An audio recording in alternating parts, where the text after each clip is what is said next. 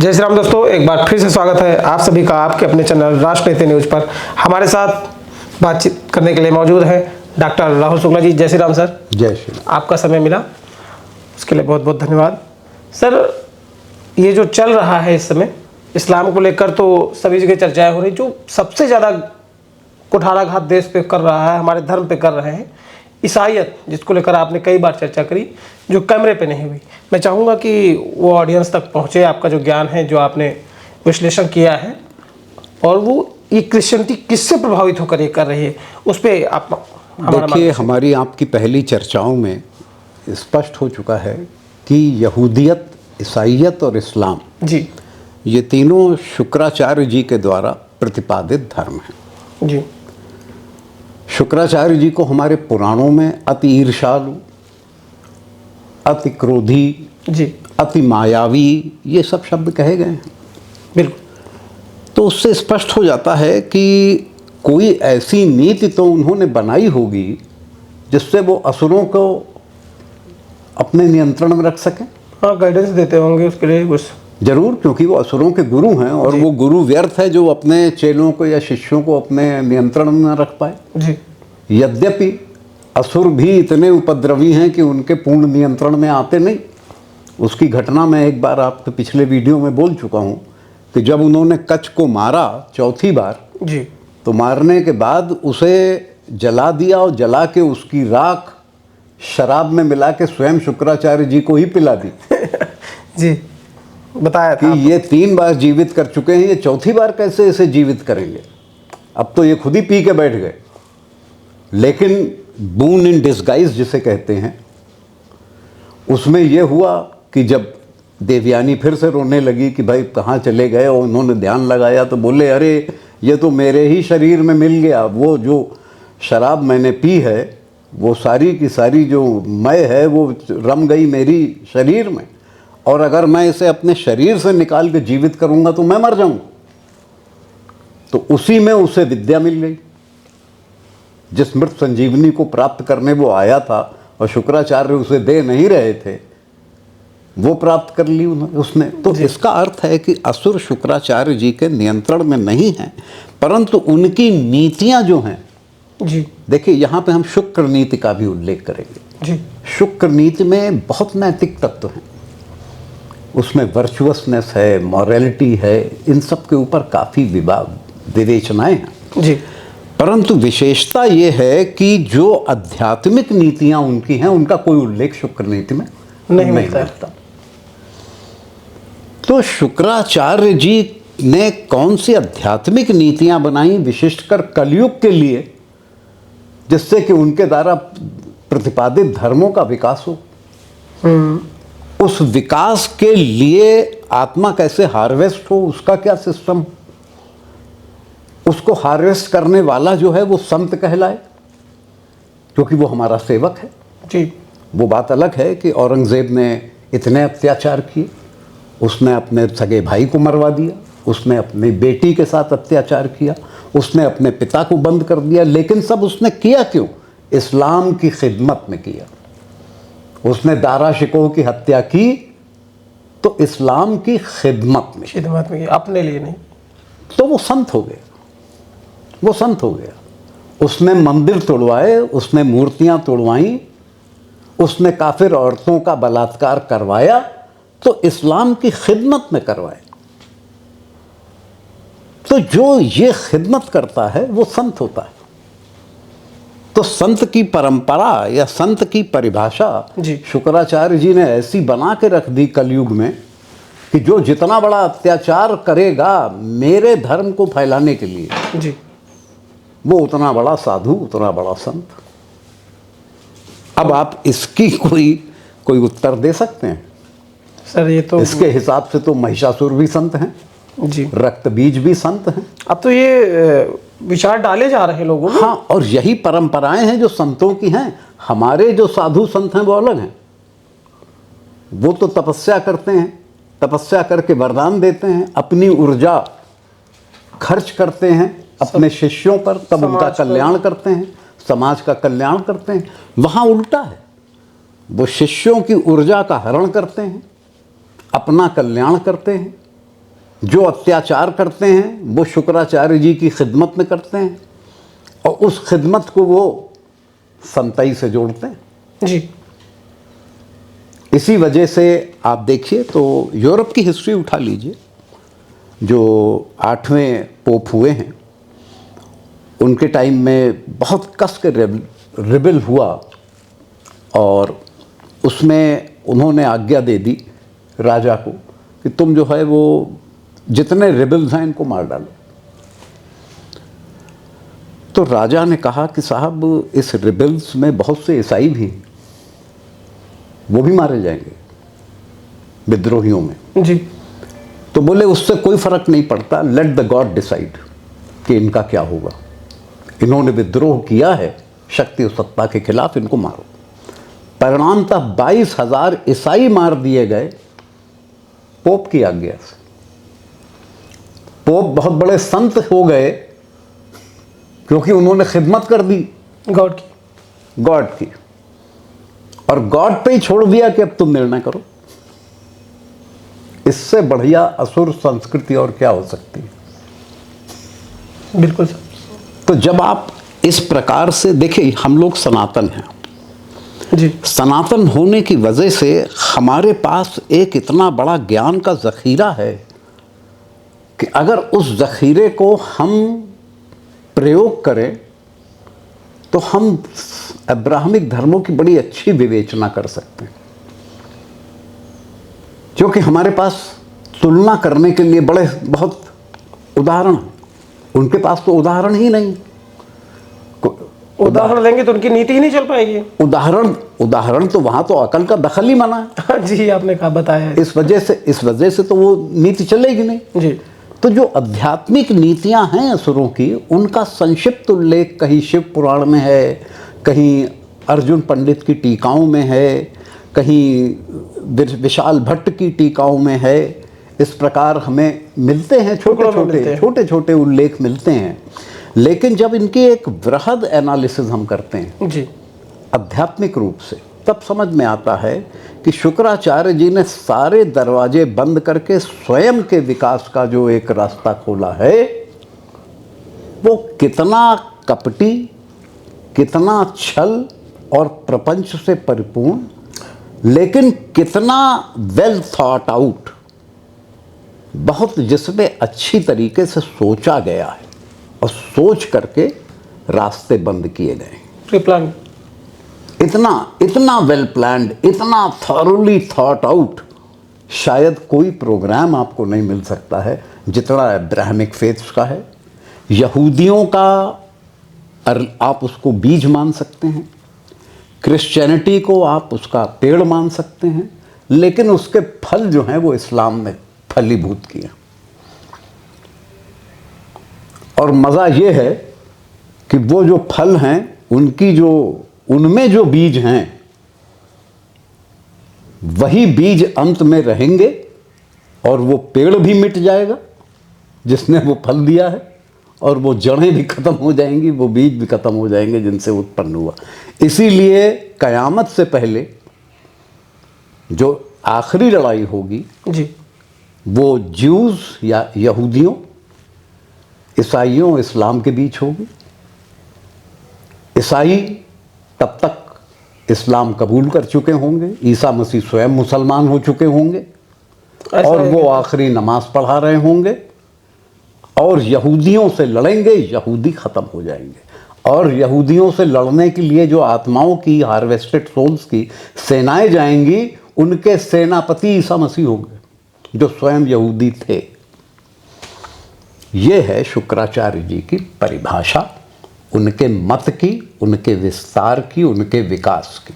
Sir, ये शुक्राचार्य की नीति का ईसाइयत कैसे अनुकरण कर रही है, अनुसरण कर रही है कि उनके इसके ऊपर मेरी आपकी चर्चा काफ़ी हो चुकी है जी। और देखने को मिलता है कि इस्लाम जो कर रहा है, जितना वो आक्रामक है, उसमें कुछ ना कुछ अब हिंदू देख पा रहा है।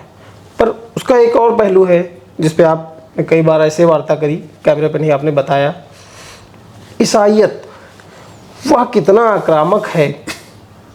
हम अक्सर सोशल मीडिया या समाज में चर्चा सुनने पाते हैं कि इस्लाम ने 57 देश बना लिए, 57 देश बनाए। ईसाइयत ने कितने बनाए, कैसे बनाए, इस पर मैं जानना चाहूँगा सर। देखिए, इसको समझने के लिए आपको इनकी आइडियोलॉजी को समझना पड़ेगा। जी। एक तरफ सनातन धर्म है, सनातन धर्म में आपको उपदेश दिया जाता है, उपदेशानुसार आपकी इच्छा है, आप माने आप न माने। जो अब्राहमिक फेथ्स हैं, इनमें आपको आदेश दिया जाता है कि मानना तो है ही है। अगर ये लिखा है कि काफिर का सर कलम करना है तो उसे मानना है, और अगर आप नहीं मानेंगे तो आप इस अच्छे अब्राहमिक फेथ के फॉलोअर नहीं है, अच्छे मुसलमान या अच्छे ईसाई नहीं। इसमें एक छोटी सी घटना मुझे याद आती है। कलकत्ता में एक केस हुआ था बहुत पहले, जी। 85, 86, 87 ऐसे ही कोई वर्ष था। किन्हीं दो लड़कों ने कुरान की 2 आयतें दीवालों पे लिख दी, अच्छा। जिसमें यह था कि काफिर का गला काटना जायज़ है, काफिर का खून करना जायज़ है, काफिर का माल लूटना जायज़ है, क्योंकि वो माल गनीमत है, वो अल्लाह ने तुमको दिया है। जब वो दीवार पे लिखी हुई आयतें लोगों ने देखी, अर्थ देखे, आयतें तो नहीं थी, अर्थ लिखे अच्छा। हुए थे, तो लोगों ने कहा अरे ये तो कोई लग रहा है। अच्छा, नीचे दोनों ने अपना नाम भी लिख दिया। ओहो। कहा ये तो लग रहा है कि कोई हिंदू मुस्लिम राइट कराना चाहता है। दोनों बच्चे पकड़ गए, लड़के पकड़ गए, बंद हो गए जी। उनके ऊपर दफाएं लग गई।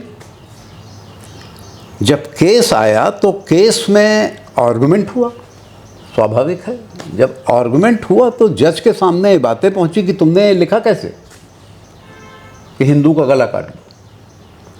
बोले साहब हमने नहीं लिखा है, ये जो लिखा गया है किताब में मैंने वही कोट किया है। जज बोले ये कैसे लिखा जा सकता है? बोले हाँ साहब लिखा हुआ है। उन्होंने कुरान शरीफ खोली और उसकी 26 आयतें, उनमें से वो 2 आयतें कोट कर दी।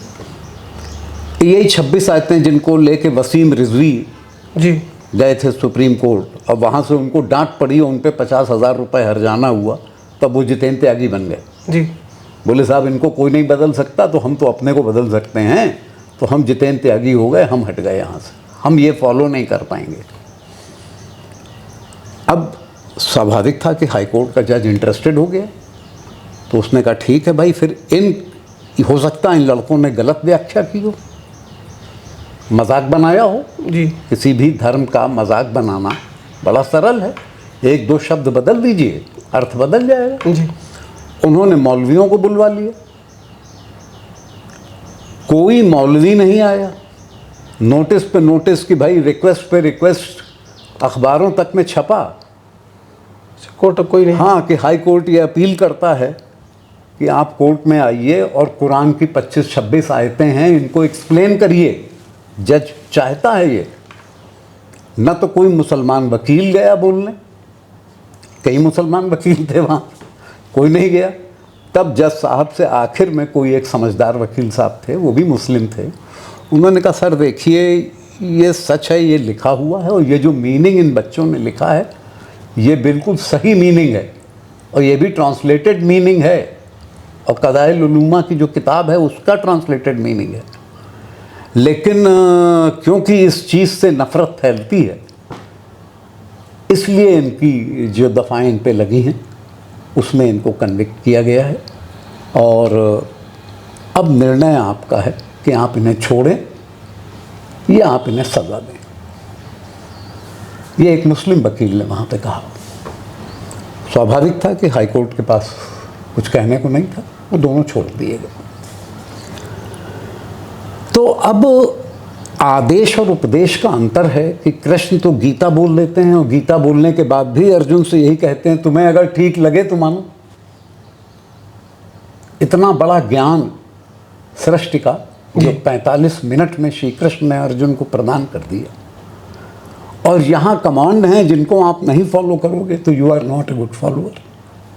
ये परेशानियाँ हैं। तो जो आक्रामकता है अब्राहमिक फेथ्स की, वो उनकी किताबों की वजह से। आइए दूसरा पॉइंट, एक मुस्लिम पाकिस्तानी था, वो आया, नैनीताल गया, 2001-2 की बात है, आज से 25 साल पहले। जी। तो वो रात में अपने होटल में जब लेटा था, सुबह की तरफ उसे अजान की आवाज़ सुनाई दी। बड़ा खुश हुआ उसमें भी, यहाँ भी मुसलमान हैं। अगले दिन उसने होटल के मैनेजर से पूछा, क्यों भाई, यहाँ कितने मुस्लिम रहते हैं नैनीताल में? बोले साहब एक मस्जिद है और एक ही फैमिली है जो रहती। तो बोले फिर वो तो लाउड स्पीकर से अजान दे रहे थे, ऐसा लग रहा था कि एक बहुत बड़ी जनता को सुबह सुबह जगाना है कि भाई सब उठ करके नमाज़ पढ़ो, टाइम हो गया 5 बजे।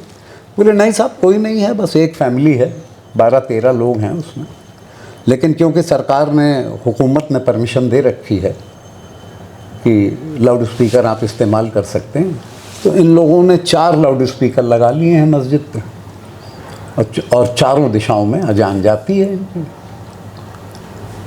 फिर यहाँ पे ये क्वेश्चन हुआ, वो पूछता है पाकिस्तानी, तो यहाँ के लोगों को परेशानी नहीं है कि 4-4 लाउड स्पीकर लगे, सुबह 5 बजे जगा दिए जाते हैं? बोले नहीं साहब किसी कोई परेशानी नहीं, सब बड़े खुश हैं, कोई कंप्लेंट ही नहीं आई आज तक। ये तो पहली बार आप पूछ रहे हैं, वो भी मुसलमान होकर पूछ रहे हैं, हिंदुओं को तो कोई समस्या है नहीं। तो उसने लिखा है कि भारत बहुत विशाल हृदय और वाकई में सेकुलर देश है, कि जहां सिर्फ एक परिवार है, उस मस्जिद में 4 लाउड स्पीकर की क्या ज़रूरत? उन्हीं 12-13 लोगों को नमाज पढ़नी है, और सबको तो पढ़ना नहीं है क्योंकि सब इस्लाम मानते नहीं। अब आइए, आप नमाज का में अजान का कंटेंट क्या है? अजान के कंटेंट की खासियत है कि वो किसी को भी खुदा नहीं मानता। वास्तव में वो माइक में यही बोल रहे होते हैं अपनी भाषा में, वो माइक पे अरबिक में यही बोल रहे होते हैं। इसका अर्थ है कि हिंदू के ब्रह्मा विष्णु महेश भगवान नहीं है, नहीं, हिंदू के पंचदेव भगवान नहीं, बुद्ध भी नहीं है फिर उसमें, तो बौद्धों के भगवान बुद्ध, और जो उनकी 24 बुद्धों की जो परंपरा है, वो कोई भगवान नहीं है। जो कुछ है बस वो, जो सिख हैं उनके जो 10 गुरु हैं, नानक देव सहित, जी, वो कोई भी पैगंबर या ईश्वर नहीं। जी। जो जैन हैं उनके 24 तीर्थंकर हैं, वो कोई पैगंबर या ईश्वर नहीं है। भाई अप्रत्यक्ष रूप से वो ये बता रहा है, नाम नहीं ले रहा है, ये तो मैं नाम ले रहा हूँ, जी। वो नहीं नाम ले रहा है। कहना तो ईसाइयों के जो जिहोवा हैं वो ईश्वर नहीं है, जो मोजेस के इलूही हैं वो ईश्वर नहीं है। ईश्वर सिर्फ एक है, अल्लाह, और उस अल्लाह का भी एक रिप्रेजेंटेटिव है रसूल। उसके अलावा किसी और के मीडियम से आप उस अल्लाह तक नहीं पहुंच सकते। तो जिस समय मुतवल्ली या इमाम जिस समय अजान देता है, तो अजान में वो यही कहता है कि सिर्फ एक रास्ता है कि रसूल के थ्रू आप अल्लाह को पा सकते हैं। तो सर ये जो नमाज, जैसे 5 टाइम की नमाज बड़ी पवित्र बताई जाती है सिनेमा के दौरान, 5 समय तो की पांचों नमाज में यही बोला जाता है? पांचों नमाज में यही बोला जाता है। हिंदू को कोई समस्या नहीं, लेकिन अगर आप किसी मुस्लिम मोहल्ले में जय श्री राम कर दें तो पत्थर चलने लगेंगे। देखिए ना सर, अभी कितना संभल में सब पूरा फोर्स लगानी पड़ रही है, लगेंगे। तो अगर हम मुस्लिम इलाके में जय श्री राम नहीं कह सकते, तो हिंदुओं के इलाके में ये 10-10 माइक लगा के दिन भर चिल्लाते रहना, दिन में 5 बार। जब ये शुरू हुआ था आज से 40 साल पहले माइक लगना, जी, तब ये हुआ था कि फ्राइडे की नमाज को, क्योंकि उस दिन बड़ी नमाज होती है, जुम्मा होता है, उस दिन माइक यूज़ होगा। फिर धीरे धीरे सुबह यूज़ होने लगा, फिर होते करते 5 पहर यूज़ होने लगा, शाम तक यूज़ होने लगा। तो इस प्रवृत्ति को हम सिर्फ एक ही चीज़ कह सकते हैं, आक्रामकता। कि हम जब बात करेंगे तो वेपनाइज करेंगे, वेपनाइज मतलब हम सशस्त्रीकरण करेंगे। तो हम जो बोल रहे हैं वो भी एक हमारा शस्त्र है, एक हमारा टूल है, हथियार है, औजार है, कि तुम्हारा खुदा खुदा नहीं है, हमारा खुदा खुदा। वो जैसे अगर 2001 के बाद जो आप बता रहे हैं लगभग हाँ। नैनीताल की, हाँ। वो एक परिवार उस पूरे एक नैनीताल को ही बता परिवार ने रहा है। आरंभ किया और धीरे धीरे डेमोग्राफी बदल रही है। बदल अब वो तो खैर नैनीताल उस में पे वो काम ही कर रहे हैं। कई मस्जिदें हैं, कई मुस्लिम फैमिली। आपने इस पे एक बार उदाहरण दिया ही था हाँ। कि वो किस तरीके से डेमोग्राफी चेंज करते हैं। डेमोग्राफी ऐसे चेंज होती है। लखीमपुर खीरी में निघासन एक तहसील है। उस निघासन तहसील में एक गुप्ता जी ने आकर के एक घर खरीद लिया या एक ज़मीन खरीद ली, छोटा सा घर बना लिया। किसी को नहीं पता था कि ये गुप्ता जी जो हैं वो कन्वर्ट हो चुके हैं इस्लाम में, ईसाई में। ईसाई में। मैं अब्राहमिक फेथ्स की बात कर रहा हूँ। अच्छा। वो ईसाई हो चुके हैं। उसके बाद उन्होंने वो अपना घर में प्रेयर करना शुरू कर दिया। इसको बुलाओ, उसको बुलाओ, इनको प्रसाद छटाओ, उनको ये करो, वो करो, प्रभु हैं यीशु मसीह। भाई ठीक है, किसी को कोई बुराई नहीं है। फिर गुप्ता जी ने अपने ही घर को गिरजाघर बना लिया, चर्च बना लिया जी। अब किसी को कोई ऑब्जेक्शन नहीं। अब जैसा कि गांव में होता है, कुछ लड़के नालायक होते हैं तो अपने पिताजी से विरोध में आ जाते हैं कि बाप नहीं कर रहा हमारे लिए। तो भाई गुप्ता जी के पास पहुंचे, बोले नहीं नहीं हम तुम्हारी मदद कराएंगे। उन्होंने 5,000 रुपये लड़के को दे दिए। कहा अरे तुम अपनी पान की गुमटी खोलो, चलाओ। नहीं दे रहे हैं बाप, पैसा नहीं दे रहे।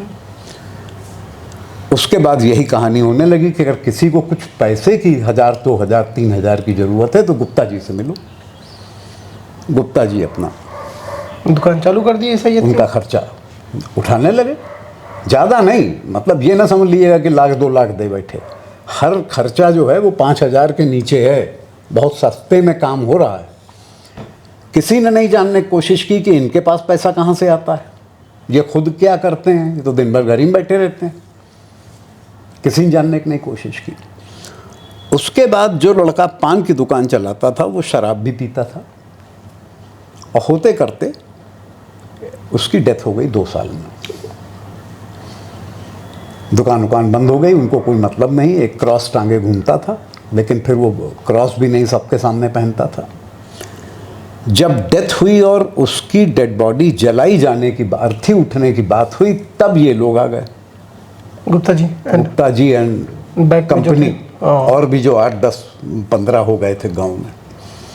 उन्होंने कहा कि साहब नहीं, इसका तो बरियल होगा। बोले कैसे बरियल होगा? बोले साहब इसने हमसे 5,000 रुपये लिए थे और ईसाईयत मानी थी,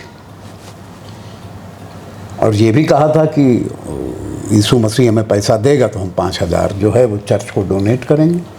तो इसने कमाया और चर्च को डोनेट भी कर दिया। ओह, तो ये तो पक्का ईसाई था, हम इसे जलने तो देंगे नहीं।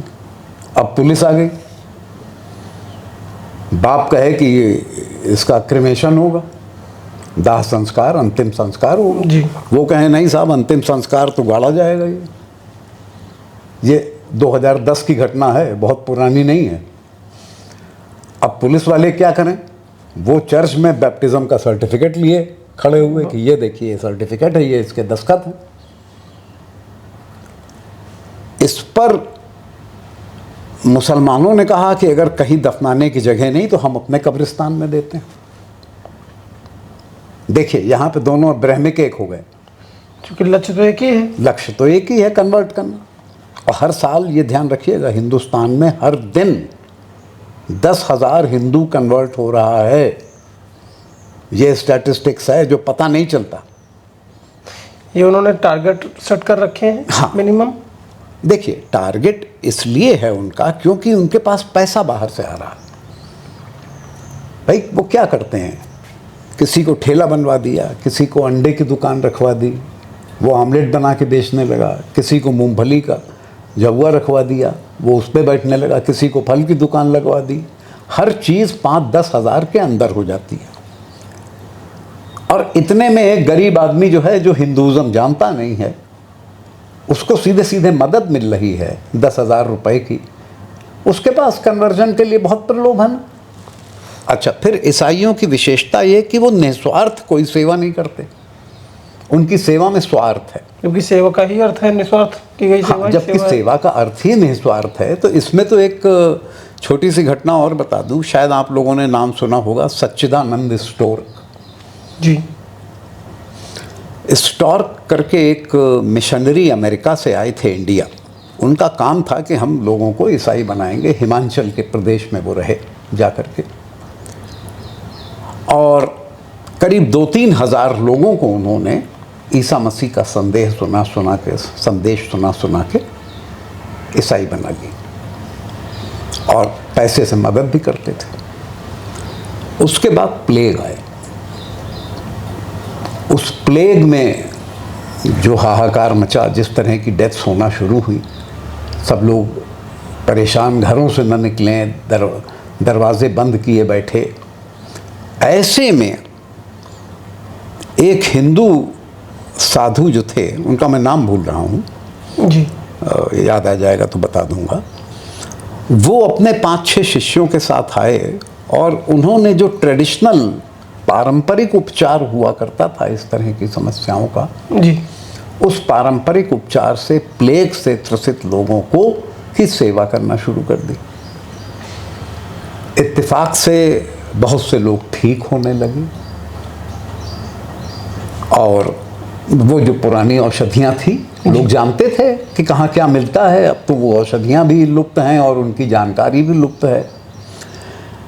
जब स्टोर्क ने ये देखा तो उसने कहा, हम इनकी सेवा कर रहे थे तो हम इनको ईसाई बनाने के लिए इनकी सेवा कर रहे थे, जैसे मदर टेरेसा करती थी। जी, मदर टेरेसा का सीधा टारगेट था, अगर आप ईसाई नहीं बन रहे हैं तो हमारी सेवा का कोई मूल्य नहीं है। जबकि उनका महिमामंडन समाज में क्या किया गया है? अरे सम्मान तो आप उनको इसलिए देते रहे कि आपने उनको सेंट बना दिया। वो सेंट थोड़ी थी, वो अति स्वार्थी महिला थी जिन्होंने एक ऐसा कार्य किया जिसकी कि सामाजिक मान्यता तो है कि सेवा, लेकिन उसकी आड़ में जो उन्होंने सबका बपतिस्मा किया, वो मरते हुए आदमी का बैप्टिज्म कर देती थी कि हमारे खुदा को इसकी आत्मा मिल जाए। ओह, मैं पहले बता चुका हूँ ना, जी, वहाँ पे चॉइस और सिलेक्शन नहीं है कि हमें बड़ा इंटेलिजेंट आदमी चाहिए, हमें बड़ा बुद्धिमान चाहिए, नहीं, हमें एक आत्मा चाहिए। इसलिए ये लेपर है, ये मर रहा है, इसके मरने से पहले इसका बपतिस्मा कर दो, और जो रिचुअल है वो कर दो, ये ईसाई हो गया। अब इसकी आत्मा हमारा खुदा हार्वेस्ट कर लेगा, बात खत्म। तो उनका काम सोल हार्वेस्टिंग का था। इसीलिए एग्रेशन है, क्योंकि आदेश है कि ज़्यादा से ज़्यादा आत्माएं हमको हार्वेस्ट करनी है, संख्या बल बढ़ाना है, हमें संख्या बल बढ़ाना है। और हमारे यहाँ पराशर संहिता पढ़िए, उसमें कहा गया है कि असुर या महामलेच्छ, यवन मलेच्छ, जी, ये संख्या बली है। इनकी संख्या हमेशा सनातनों की संख्या में कई गुना ज़्यादा होगी, ये लिखा गया है। तो स्वाभाविक है कि सोल हार्वेस्टिंग है, इसीलिए संख्या ज़्यादा है, इसीलिए 57 देश हैं, इसीलिए ईसाइयों के 83 देश हैं। आप कहते हैं साहब, अरे जर्मनी कितना सेकुलर है। अरे वहाँ का नेशनल रूल है, मैं तो वहाँ गया हूँ, कितनी बार रहता हूँ मैं जर्मनी में, 3-3, 4-4 महीने। मैं देख के आया हूँ कि वहाँ चर्च से ऊंची कोई बिल्डिंग नहीं बन सकती, ये उनका कमांड है। ओहो, और ये भी गवर्नमेंट लॉ है। जर्मनी का जो सबसे ऊंचा चर्च है, उससे ऊंची कोई बिल्डिंग कभी नहीं बन सकती।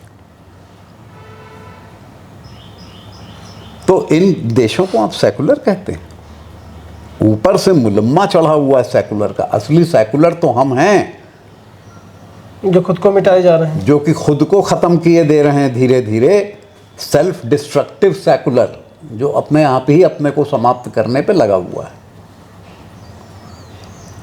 तो कहने का तात्पर्य यह है कि जब स्टोर्क ने ये देखा, तब उसके मन में कहीं ना कहीं पीड़ा हुई कि उसने कहा, हमारे सेवा में कितना बड़ा स्वार्थ घुसा है, और इन हिंदू साधुओं के सेवा में कितना निस्वार्थ है।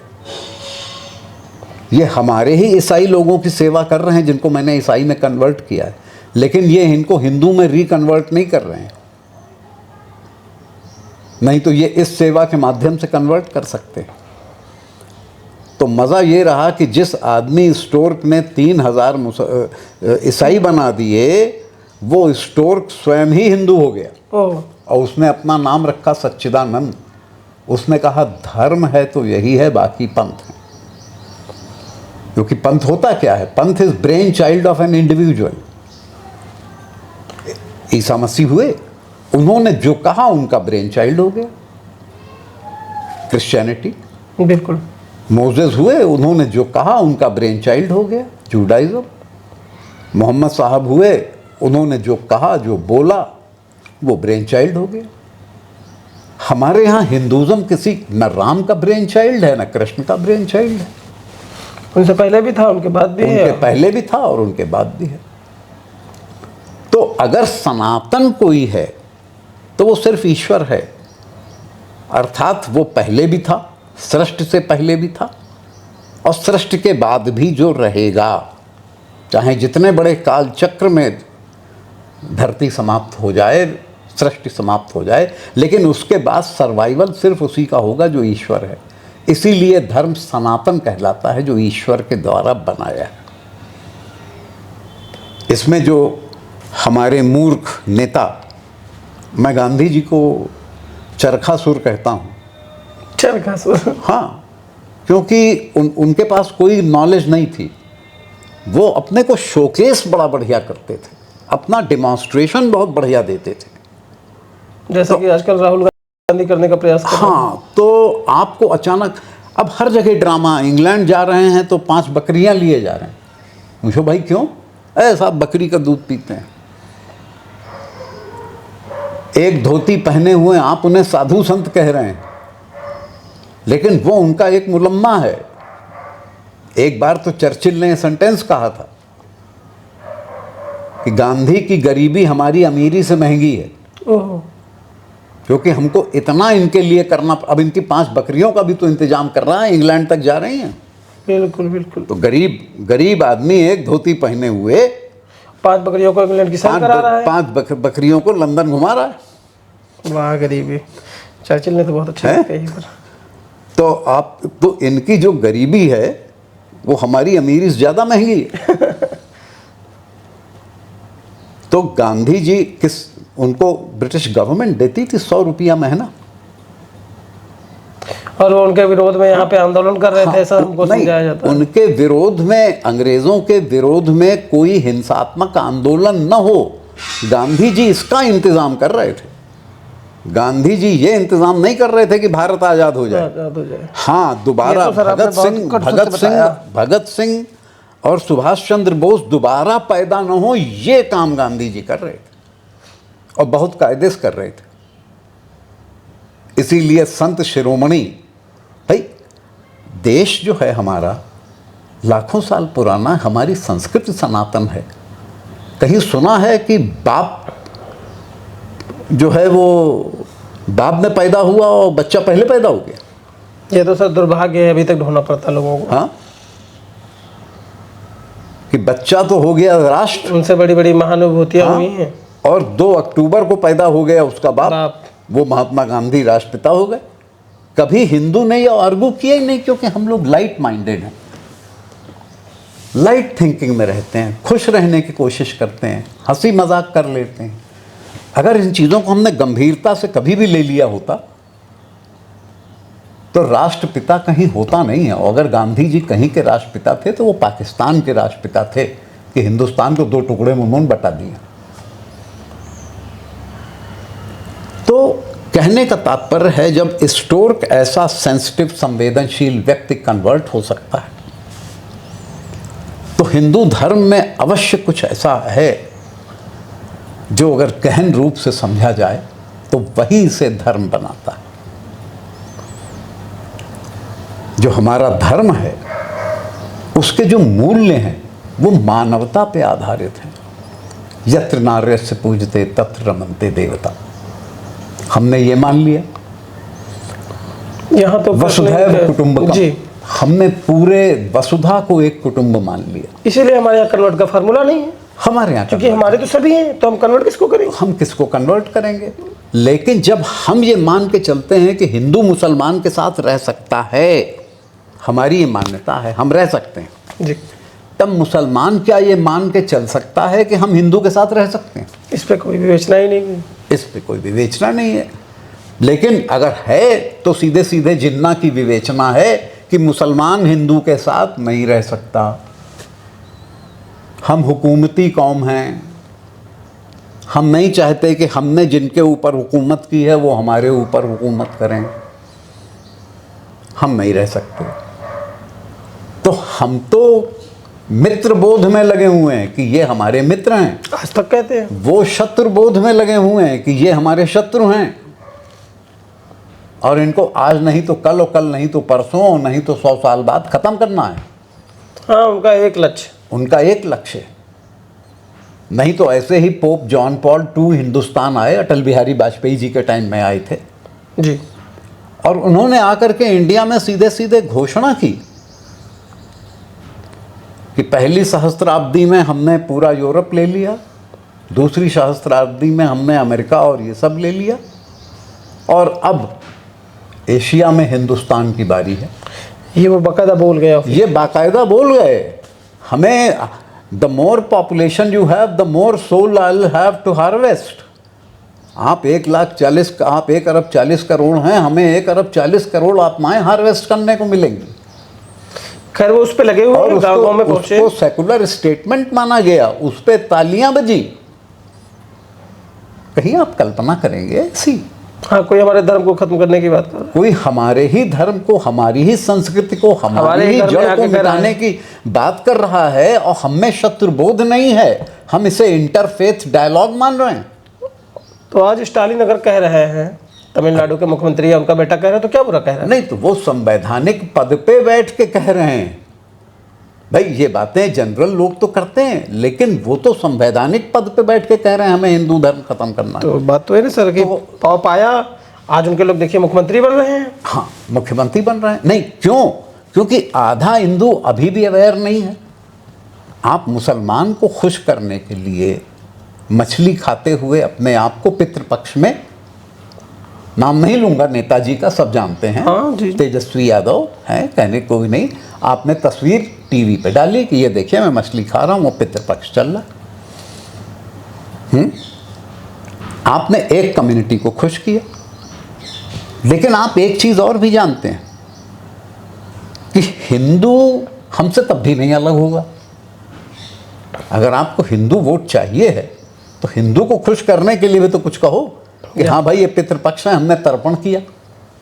उसको नहीं कहना, क्योंकि वो तो मिल ही जाएगा, वो तो फॉर ग्रांटेड, इतना बटा हुआ है, वो फॉर ग्रांटेड है, वो जातियों में बटा है, वो आपको मिल जाएगा। जो आपको दूसरा है, जिसमें आपको लेकर के शत्रुबोध है, उसको अपनी तरफ लाना है। तो उसके लिए मछली खानी पड़ेगी। इसलिए उसके लिए हमको ये दिखाना पड़ेगा कि हम हिंदू हैं नहीं, पैदा जरूर हो गए, नाम जरूर है। तो सर उनके तो सुना जाता है कि उनकी वाइफ भी शायद क्रिश्चियन है। हाँ, उनकी वाइफ भी क्रिश्चियन है, स्टालिन की वाइफ भी क्रिश्चियन है, स्टालिन फैमिली पूरी क्रिश्चियन है। अरे वो रेड्डी फैमिली जो आंध्रा की थी, जिन्होंने तिरुपति बालाजी हाँ, ने इतना बड़ा कांड किया, इतना बड़ा कांड करवा दिया, और उनके 40, बताइए आपने, वहाँ पे 400 वर्कर्स जो थे, उनको आपने वहाँ क्रिश्चियन उनको नौकरी दिला दी। तो वो आदमी उसी पीठ, उसी धाम में नौकरी कर रहा है, और उसी देवता में जिसके दर्शन के लिए करोड़ों लोग आ रहे हैं, उसमें उसका विश्वास नहीं है, और उन्हीं के पैसे से, और उन्हीं के पैसे से सर्वाइवल है। तो ये आपने बना के इस देश को रख लिया। तो दुर्भाग्यपूर्ण है। दुर्भाग्यपूर्ण तो है ही है भाई। हमने क्रिश्चियंस को देखा, जैसे आपको निघासन का किस्सा बताया जी, कि कैसे पलटे वो, कैसे मुसलमानों ने गुप्ता जी ने बैरियर की जगह दी। मैंने देखा एक साहब ने कहा, अरे हम शराब छुड़ा देते हैं, हम नशा उन्मूलन करते हैं, सोशल सर्विस है। लोगों ने कहा अच्छा है, उनको पद्मश्री भी मिल गया। बताइए। और बाद में पता लगा कि वो नशा उन्मूलन से पहले कसम दिलाते थे पूरे परिवार को कि जब यीशु मसीह में विश्वास कर लोगे तभी नशा छूटेगा। नशा छूटेगा। तो गांव वाले, छोटे बेपढ़े लिखे लोग, कम आईक्यू के लोग, उनके लिए कुछ नहीं, अरे प्रभु जी हैं, प्रभु जी हैं, प्रभु जी। हाँ, लड़का हमारे शराब छुड़वाई दे हैं। हाँ, शराब लड़का हमारा छूट गया, या बाप ने छोड़ दी, या फला हुआ। हाँ जी, कन्वर्जन। इसे कहते हैं सशस्त्रीकरण, कि हम आपका कोई भी सेवा करेंगे, कोई भी भला करेंगे तो उसको औजार बनाएंगे, आपको कन्वर्ट करने का, धर्म परिवर्तन का औजार होगा। बड़ी छोटी चीज़ है, मैंने क्रिश्चियन इंस्टीट्यूशन में पढ़ाया है, मैं चेयरमैन रहता था बहुत बार कमिटीज़ का, एडमिशन कमिटीज़ खास तौर से। जब एडमिशन होता था तो चाहे BA1, BSc1 या BA2, BSc2 या 3 जी, इनकी चेयरमैनशिप में एक हम लोगों को एक सर्कुलर दे दिया जाता था कि हर स्टूडेंट को आप बांटते जाइएगा। उसमें होता था आप लोगों को अपने घर से 2 कपड़े लाने हैं। अच्छा, कपड़े लाने हैं। हाँ, एक स्त्रियों की कोई पोशाक, आपकी बहन की, माता जी की, सलवार सूट टाइप का, और एक आपके भाई या पिताजी का एक कमीज पैंट टाइप। 90% से ज़्यादा बच्चे क्रिश्चियन इंस्टीट्यूशंस में भी जो पढ़ते हैं वो हिंदू ही हैं। हाँ, क्योंकि इतनी पॉपुलेशन नहीं, हिंदू पॉपुलेशन मेजॉरिटी में है। जी। अब आप समझ लीजिए कि एक कमेटी के चेयरमैन हो के मैंने कम से कम 5000 कपड़े जमा करवा दिए। उसके बाद वो 5000 कपड़े एक बस्ती में ले करके एक इवेंजलिस्ट ग्रुप गया, और उस इवेंजलिस्ट ग्रुप का वही जो उनकी टूल किट होती है, एक माइक, एक दो सिंथेसाइज़र, एक आध डिस्प्ले बॉक्सेस, ये सब ले करके वो पहुंच गए। फिर उन्होंने वहाँ बाजा आजा बजाया। जब जनता जमा हो गई उस गांव की, तब उन्होंने जाड़े के कपड़े जाड़ा आने से पहले नवंबर में बांटे और कहा ये प्रभु यीशु की कृपा है कि तुमको कपड़े भेजे, ये कपड़े मिले हैं। और जिन लोगों ने उस कृपा को ग्रहण किया उनको उन्होंने एक एक चेन और क्रॉस दे दिया। बस अब हम फिर आएंगे आपके पास महीना 2 महीना बाद, कोई कमी हो, अरे साहब हमें जाड़ा ज़्यादा लगता है, तुम्हारे लिए ओवरकोट ले आएंगे, तुम्हारे लिए फला करेंगे। सेवा है। हिंदू मूर्ख है। 90% हिंदू बच्चों ने अपने ही घर के कपड़े दिए, लेकिन जिस एजेंसी को दिए वो मीडियम बन गई। हिंदू के कपड़े हिंदू बस्तियों में बटे, बांटने वाली एजेंसी ईसाई है। तो जब वो एजेंसी ईसाई है तो वो वेपनाइज कर रही है कि हम ये 5000 कपड़े मुफ्त में नहीं दे रहे हैं। तो मैंने अक्सर ये अपने कॉलेज फ्रेंड्स से पूछा, मैंने कहा क्रिश्चियन कॉलेज में ये सिस्टम चल सकता है, लेकिन KKC है, कान्यकुब्ज कॉलेज है, DAV है, इनमें नहीं चलता है, क्योंकि कोई ऐसे सोचता ही नहीं। हम अपने से ही नहीं उबर पा रहे हैं, कोई ऐसे सोचता ही नहीं है। अगर कॉलेज का मैनेजमेंट ये सोच ले कि हम इतने कपड़े पुराने जमा करवाने हैं और गरीब बस्तियों में जाके बंटवाना भर है, हमें श्री कृष्ण का गाना नहीं गाना है, हमें खाली सेवा ही करनी है, हमको बस उनसे बचा लेना है, हमको बस ये है कि भैया जहाँ तुम पहुँचो बाजा बजा करके कन्वर्ट करो, उससे पहले हम पहुँच गए, हम बांटाए, तुम कन्वर्ट ना कर पाओ, हम इतना ही कर लें। हाँ, इतना ही कर लें हम। तो कोई सोचता ही नहीं, क्योंकि हमारी बुद्धि उस दिशा में चलना बंद हो गई है जिस दिशा से हम अपनी रक्षा का कवच बना सकते हैं। जी, अगर हमें अपने धर्म, अपनी संस्कृति, अपने मूल्यों की रक्षा करनी है तो वो एक कवच है ना। बिल्कुल। तो हमें भी ये इस्तेमाल करना आना चाहिए कि रिसोर्स पर्सन भी हम ही हैं, जा भी हमारी ही कम्युनिटी को रहा है, और बीच में एक एजेंसी बैठी है वो ईसाई, वो बांट रही है और वो कन्वर्ट कर रही है उसी चीज़ से, वही वेपन है उसका। ये जो सब धीरे धीरे कन्वर्ट का पड़ रहा है, जैसे आपने बताया कि लगभग 10,000 पूरे देश में कन्वर्ट कर रहे हैं। हाँ, प्रतिरोध। एक कभी कभी सोचता हूँ, तो आपने भी सुना होगा, पब्लिक भी सुनती है कि एक नारा बहुत तेज़ी से चला है कि जिसकी जितनी संख्या भारी उसकी उतनी हिस्सेदारी। तो जब आपके बताए कथन को और उसको दोनों मिला के जब सोचता हूँ तो तस्वीर बहुत साफ होती है कि अब संख्या उनकी धीरे धीरे बढ़ रही है ज़्यादा तेज़ी से। तो वो माहौल वही क्रिएट कर रहे हैं कि जिसकी संख्या जितनी बढ़, जब संख्या उनकी और भारी हो जाएगी, तो जैसे आप बता रहे हैं ना कि जिस फार्मूले से उन्होंने 87-83 देश बनाए, इधर 57 देश बनाए, तो आक्रामकता कंपाउंडिंग में बढ़ेगी। फिर देखिए, ये भी तो एक बीज ही है। देखिए, आक्रामकता उनमें हमेशा से थी और हमेशा रहेगी, क्योंकि आदेश हैं। आप ये कहते हैं उनकी क्या मजबूरी है कि वो आपको कन्वर्ट कर रहे हैं? कोई तो मजबूरी होगी ना। आप कह रहे हैं नहीं साहब मनी गेम है, पैसा आता है, तो लोग मनी गेम इसमें क्यों इन्वेस्ट करते हैं? हाँ, जाके शेयर मार्केट में शेयर करें, अपने मार्केट पैसे में को लगा डबल दें, करें। 10 गुना हो जाएगा। इसमें क्यों इन्वेस्ट कर रहे हैं भाई? उसके वजह बहुत इंटरेस्टिंग वजह है जो मैं आपको इकोनॉमिक साइकिल बता रहा हूँ। ये अभी कोई जल्दी बताएगा नहीं आपको। मेरी मुलाकात हुई बलरामपुर अस्पताल के पास, एक अंडा लगाता है ठेला, जी, आमलेट बना के बेचता है, क्रॉस वॉस पहने रहता है। तो मैंने उससे पूछा, हमने कहा तुमने कब से शुरू किया? बोले साहब हमको एक पादरी साहब ने लगवाया था, ठेला चल निकला।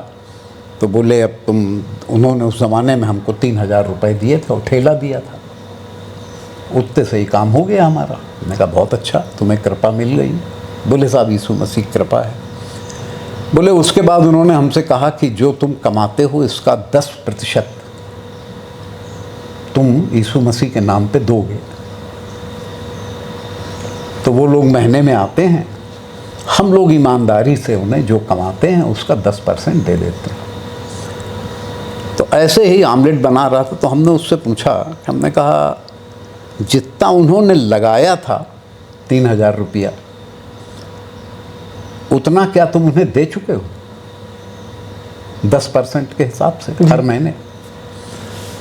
बोले साहब हम 30,000 रुपया दे चुके होंगे। बताइए, अब फंडा है। अब आपने इकोनॉमिक साइकिल देखा, 3 गया 30 आया। 3 इन्वेस्ट करके 2 ही 3 महीने बाद जो रिफंड शुरू होता है रिकरिंग में, वो इनफाइनाइट है। वो जब तक रहेगा, अंडे का ठेला चलाता रहेगा, वो ये पैसा देता रहेगा। कभी आपने ये साइकिल सोचा? इससे अच्छा और क्या हो सकता है बिजनेस? इससे बढ़िया और क्या बिजनेस? मैं पावर में नहीं, कुछ टेंशन भी नहीं है। हाँ, कि बिका कि नहीं बिका, कि चोरी हुआ कि नहीं हुआ। हाँ, धर्म के नाम पे तो जितने डिवोटेड क्रिश्चियंस बनते जाते हैं, वो जितना पैसा उन्हें कन्वर्ट होने में नहीं मिलता है, उससे ज़्यादा पैसा वो चर्च को दे देते हैं आने वाले 8-10 साल में। वही पैसा हमारे फिर किसी भाई पे लग जाता है। वही रिसाइकिल होता है, वो फिर कहीं लगता है। फिर ज़मीन खरीदो, एक मकान बनवाओ, फिर उसी मकान में गिरजाघर बनाओ, फिर उसी में सभा लगाओ, फिर उसी लोगों को कन्वर्ट। ये तो वही सर रक्त बीज वाली बात हो गई, जहाँ जहाँ बूंद गिर रहे हैं उससे हजारों रक्त बीज पैदा हो रहे हैं। और ये रक्त बीज आप समझ नहीं पा रहे हैं, आप कह रहे हैं सेवा हो रही है। अरे ये इकोनॉमिक साइकिल है। तो ऐसे ही कन्वर्जन नहीं चल रहा। अगर अपनी जेब से एक एजेंसी पैसा लगाती रहे और कोई रिटर्न ना हो, हाँ, क्योंकि यहाँ सेवा तो है नहीं, तो रिटर्न तो लेंगे। तो ये ज़्यादा बढ़िया है। ये शेयर मार्केट से बढ़िया रिटर्न है। कोई टैक्स भी नहीं देना है, कोई टैक्स नहीं देना। उद्देश्य में भी सफल हो रहे हैं। हाँ, उद्देश्य में भी सफल हो रहे हैं।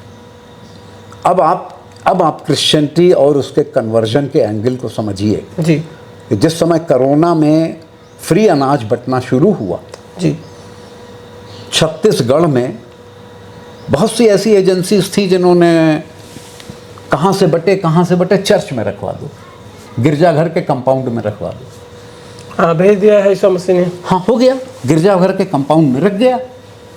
अब वहाँ से बट रहा है। अब जब वहाँ से बट रहा है, अगर यही डिस्ट्रिक्ट बोर्ड से बटे, यही गांव के किसी मंदिर से बटे, हाँ, तो नहीं, गिरजाघर से बट रहा है तो यीशु मसीह की कृपा हो गई। और मंदिर से बटेगा तो संविधान खतरे में आ जाएगा। हाँ, तो संविधान तो वहाँ से हो रहा है, और वो भी कन्वर्जन में काम आ रहा है। वो भी एक वेपन हो गया, एक शस्त्र हो गया कि चलो भैया बांटने का कंपाउंड हम दे रहे हैं, इस जगह रखा लो, यहाँ। बिल्कुल सर, ये आपकी बात बिल्कुल सत्य है।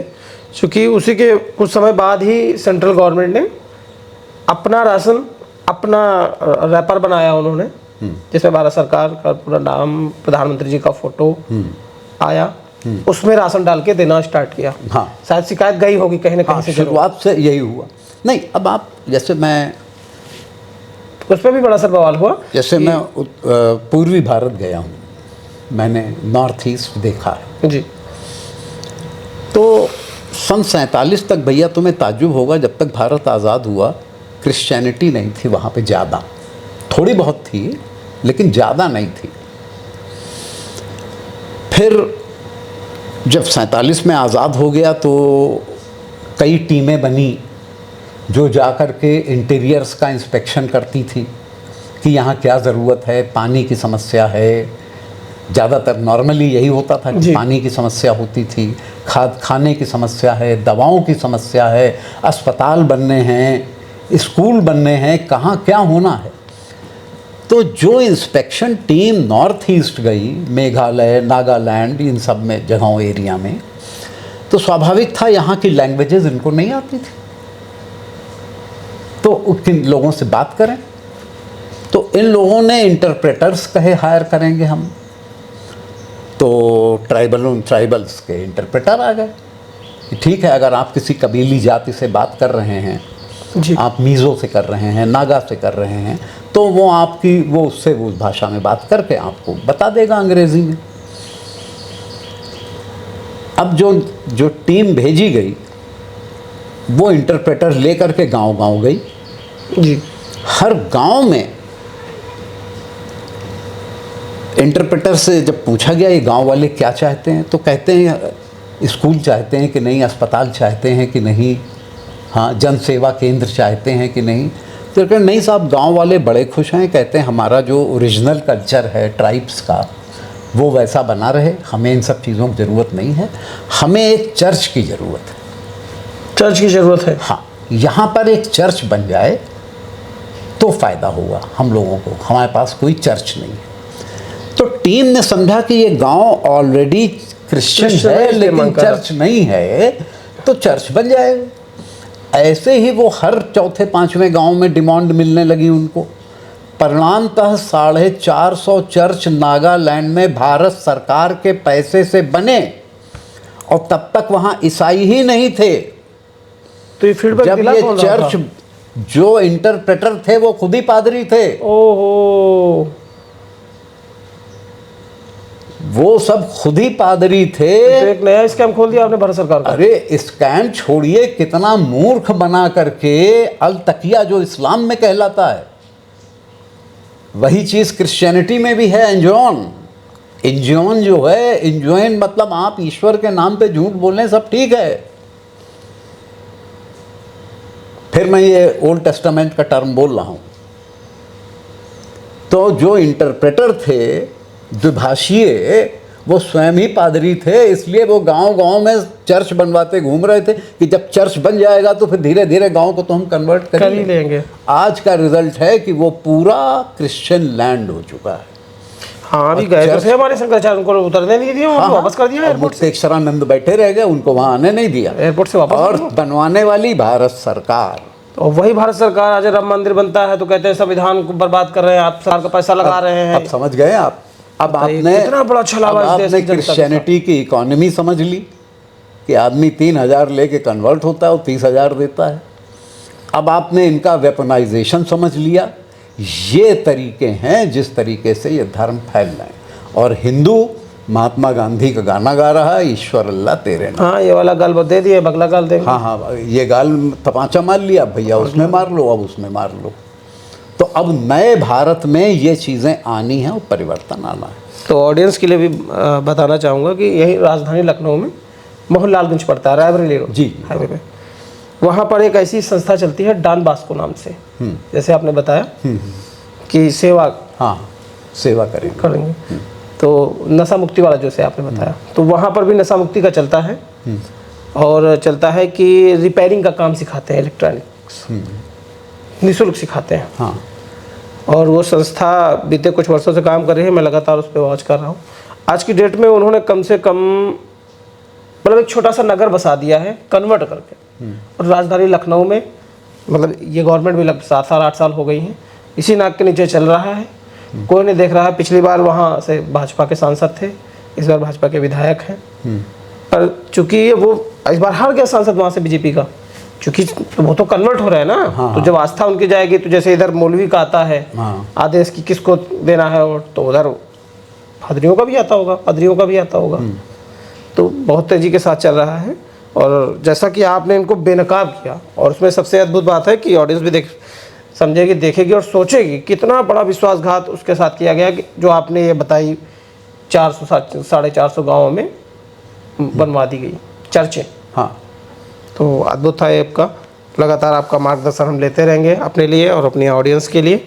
आपने समय दिया, इसके लिए बहुत बहुत धन्यवाद। जय श्री राम। जय श्री राम।